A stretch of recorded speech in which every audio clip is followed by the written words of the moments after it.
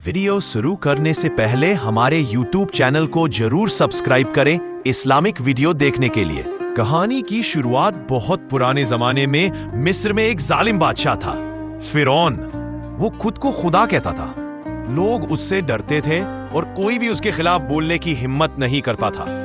उसी दौर में अल्लाह ने अपने एक प्यारे नबी को भेजा, हजरत मूसा अलैहिस्सलाम, प्रॉफिट मोसेस। उनका मिशन था लोगों को अल्लाह की एकता का पैगाम देना और फिरौन की गुलामी से बनी इसराइल की कौम को आजाद कराना। कि परवरिश मूसा अलैहिस्सलाम का जन्म उसी दौर में हुआ जब फिरौन ने हुक्म दिया था कि हर नवजात लड़के को मार दिया जाए। लेकिन अल्लाह ने उन्हें एक चमत्कारिक तरीके से बचाया। उनकी मां ने उन्हें एक टोकरी में रखकर दरिया नील में बहा दिया।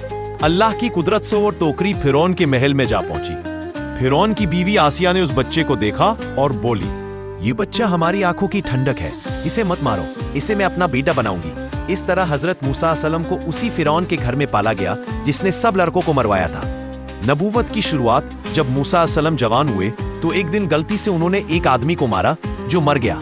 वो डर गए और मिस्र छोड़कर मदियान चले गए। वहां उन्होंने शादी की और कुछ साल तक सुकून की जिंदगी बिताई। एक दिन जब वो अपने परिवार के साथ सफर कर रहे थे, रात का अंधेरा था, ठंडी हवा चल रही थी, तो उन्होंने दूर एक रोशनी देखी। उन्होंने अपने घर वालों से कहा, तुम यही ठहरो, मैं वहां जाकर देखता हूं, शायद आग मिली तो उसमें से कुछ लाकर तुम्हें गर्म करो। वो रोशनी की तरफ बढ़े और वहां उन्होंने अल्लाह की नूरानी तजल्ली देखी। वो जगह थी तूर का पहाड़। जैसे ही मूसा अलैहिस्सलाम वहां पहुंचे, उन्होंने एक आवाज सुनी, ए मूसा, मैं तुम्हारा रब हूं, अपनी जूते उतार दो, तुम पाक घाटी तुआ में हो। कुरान सूरे ताहा 1:12 में से। मूसा अस्सलाम कांप उठे, दिल में डर और मोहब्बत दोनों था। अल्लाह ने पूछा, ए मूसा, तुम्हारे दाएं हाथ में क्या है? मूसा अस्सलाम बोले, ये मेरी लाठी है, मैं ऐसे चलता हूं, बकरियों के लिए पत्ते झाड़ता हूं और इस पर कई काम करता हूं। फिरौन के दरबार में मूसा अस्सलाम अल्लाह के हुक्म से मिस्र लौटे और अपने भाई हारून अस्सलाम को साथ लिया। दोनों फिरौन के दरबार में पहुंचे।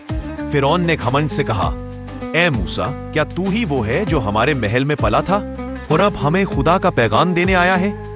मूसा अस्सलाम बोले, हाँ, मैं वही हूं, लेकिन अब मैं अल्लाह का रसूल हूं, मेरा रब ही सबसे बड़ा है। फिरौन ने हंसते हुए कहा, अगर तू सच कह रहा है तो कोई निशानी, चमत्कार दिखा। ओ सांप, पत्थर ना बड़ा बड़ा। मूसा अस्सलाम ने अल्लाह के हुक्म से अपनी लाठी फेंकी और चिता थे से छक के तीस गंगा से।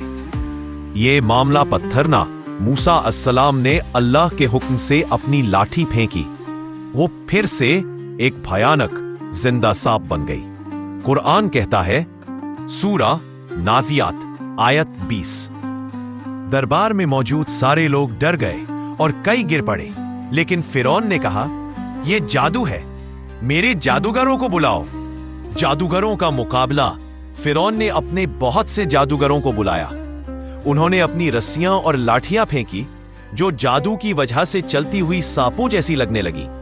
मूसा अलैहिस्सलाम ने भी अपनी लाठी फेंकी और वो अल्लाह के हुक्म से असली अजगर बन गई, जिसने सारे नकली सांपों और रस्सियों को निगल लिया। जादूगरों ने ये मौजज़ा देखकर समझ लिया कि ये कोई जादू नहीं बल्कि अल्लाह की कुदरत है। उन्होंने सजदा किया और कहा, हम ईमान लाए मूसा और हारून के रब पर। फिरौन गुस्से से पागल हो गया, मगर अल्लाह का हुक्म पूरा हो चुका था। हक की जीत हो गई थी। दरबार में मौजूद सारे लोग डर गए और कई गिर पड़े। लेकिन फिरौन ने कहा, यह जादू है, मेरे जादूगरों को बुलाओ। जादूगरों का मुकाबला। फिरौन ने अपने बहुत से जादूगरों को बुलाया। उन्होंने अपनी रस्सियां और लाठियां फेंकी जो जादू की वजह से चलती हुई सांपों जैसी लगने लगी। मूसा अलैहिस्सलाम ने भी अपनी लाठी फेंकी और वो अल्लाह के हुक्म से असली अजगर बन गई, जिसने सारे नकली सांपों और रस्सियों को निगल लिया। जादूगरों ने ये मौजज़ा देखकर समझ लिया कि ये कोई जादू नहीं बल्कि अल्लाह की कुदरत है।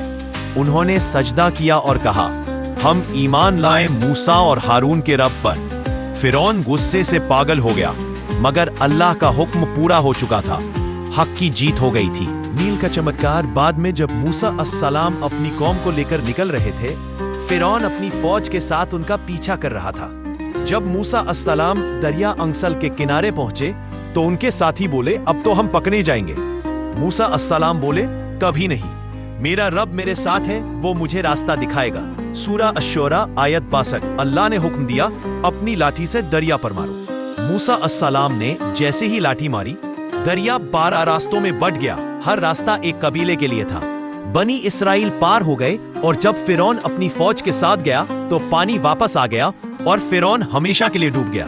کہانی کا سبق: اللہ کی قدرت پر ایمان رکھو، اگر اللہ چاہے تو ایک سادھارن لاٹھی بھی سانپ بن سکتی ہے۔